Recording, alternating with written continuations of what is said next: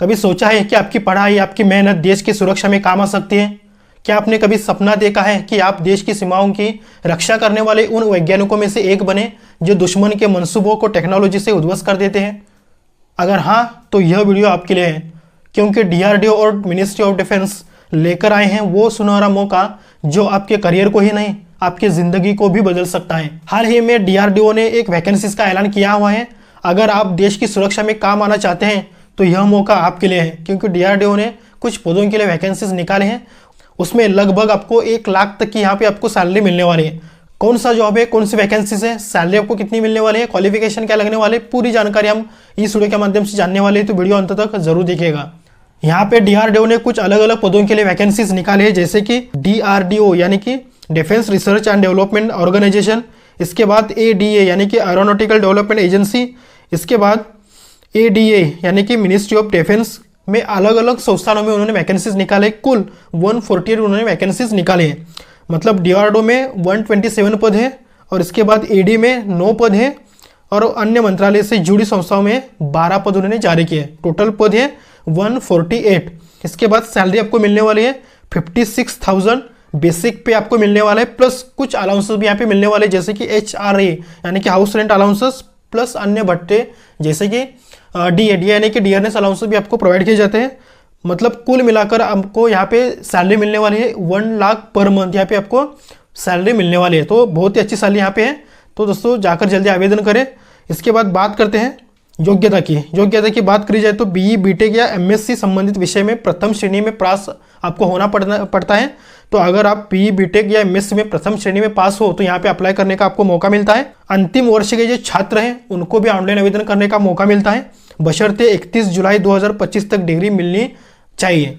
किन किन विषय में उन्होंने वैकेंसीज निकाले आइए जानते हैं, जैसे कि electronic and communication, mechanical engineering, computer science and IT, electrical chemical civil, material science and metrology, physics chemistry mathematics, clinical psychology biostatistics and एटोनोमोलॉजी।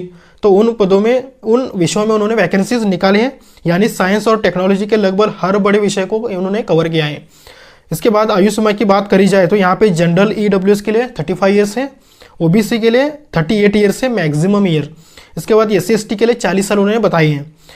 दिव्यांग और अधिकतम 10 वर्ष की यहाँ पे छूट आपको मिलने वाले दिव्यांग कैंडिडेट्स के लिए। एक्स सर्विसमैन और सेंट्रल गवर्नमेंट एम्प्लॉयज़ को विशेष यहाँ पे छूट मिलने वाले हैं। इसके बाद बात करते हैं आवेदन प्रक्रिया की। स्टेप बाय स्टेप यहाँ पे आपको फॉलो करना पड़ेगा। उनकी जो ऑफिशियल वेबसाइट है वो है https://rac.gov.in पर जाकर आपको ऑनलाइन आवेदन करना पड़ेगा। इसके बाद RAC वेबसाइट पर रजिस्ट्रेशन करें, यानी कि दोस्तों सबसे पहले आपको रजिस्ट्रेशन करना पड़ेगा। लॉगिन करने के बाद पूरा फॉर्म जो है आपको अप्लाई करना पड़ेगा। डॉक्यूमेंट जैसे कि अपलोड करना होगी, जैसे कि GAT score, degree, photo, signature आदि जो इंपॉर्टेंट डॉक्यूमेंट्स होते हैं, आपकी सिग्नेचर, आपका पासपोर्ट साइज फोटोग्राफ और जो मार्क्स कार्ड वगैरह होता है, आधार कार्ड, मार्क्स कार्ड, वो आपको अपलोड करना पड़ेगा। इसके बाद एप्लीकेशन को लॉक करना बेहद ज़रूरी है। एप्लीकेशन लॉक करें, सबमिट करें और बाद में आपकी फीस यहाँ पे आप भर सकते हो। फीस जनरल EWS OBC पुरुष 100 रुपीज़ आपको फीस देनी पड़ेगी और SC/ST वुमन और दिव्यांग परिजनों के लिए कोई फीस नहीं है। मतलब दोस्तों निःशुल्क आप यहाँ पे आवेदन कर सकते हैं, SC/ST वुमन और दिव्यांग व्यक्ति। इसके बाद बात करते हैं चयन प्रक्रिया की, जैसे कि गेट स्कोर के आधार पर शॉर्ट लिस्टिंग की जाएगी और शॉर्ट लिस्टिंग किए गए उम्मीदवारों को इंटरव्यू के लिए बुलाया जाएगा। दिल्ली नहीं तो किसी अन्य प्लेस पे यहाँ पे आपको बुलावा आ सकता है। इसके बाद अंतिम चयन मेरिट लिस्ट के अनुसार ही होगा, यानी कि 80% वेटेज गेट स्कोर आपको यहाँ पे लाना पड़ेगा, 20% weightage plus interview. Minimum interview score जो मार्क्स आपको लाना है वो है जनरल कैंडिडेट्स के लिए 70% और OBC, SC/ST और दिव्यांग व्यक्तियों के लिए 60% मार्क लाना आवश्यक ही है। इसके बाद उन्होंने बताया है कि यदि आप इंटरव्यू क्वालिफाई नहीं करते हैं तो गेट स्कोर चाहे कितना भी हो आप चयनित नहीं होने वाले हो। मतलब दोस्तों इंटरव्यू पास होना बेहद ही आवश्यक है। अगर आप इंटरव्यू फेल होते हो तो यहाँ पे गेट स्कोर आपका कितना भी हो आप चयनित नहीं होने वाले हो, ये बात आपको ध्यान में रखना होगा। इसके बाद बात करते हैं दस्तावेज की।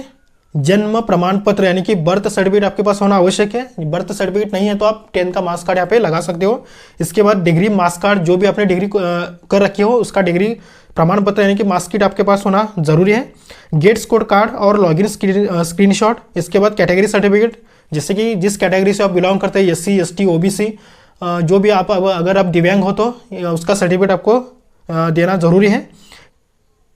इसके बाद क्लिनिकल साइकोलॉजी के लिए RCI रजिस्ट्रेशन, इसके बाद केंद्रीय कर्मियों के लिए NOC सर्टिफिकेट लाना बेहद आवश्यक है। इसके बाद बात करते हैं महत्वपूर्ण तिथि, जैसे कि दोस्तों फॉर्म भरने की आखिरी तारीख विज्ञापन प्रकाशित होने के 21वें दिन शाम 4 बजे तक आप आवेदन यहाँ पे कर सकते हो।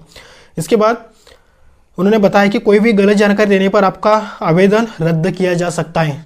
इसके बाद अगर आप सरकारी कर्मचारी है तो NOC अनिवार्य है। मैंने पहले आपको बताया कि NOC कर्मचारी है तो आपको NOC देना आवश्यक है।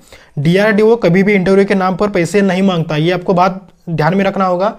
अगर कोई मांगे तो chairman.rac@gov.in पर रिपोर्ट आपको करना पड़ेगा। अगर कोई भी बंदा आपसे इंटरव्यू के लिए पैसे मांगता है तो यहाँ पे आपको DRDO ने साफ साफ बताया है कि chairman.rac@gov.in पर जाकर आप उनके लिए आप रिपोर्ट करवा सकते हो।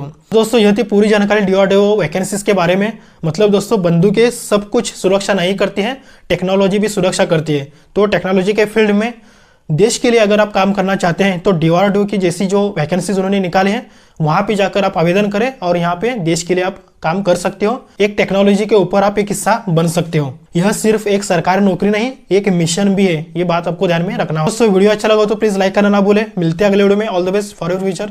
This is Ram Kumar signing off.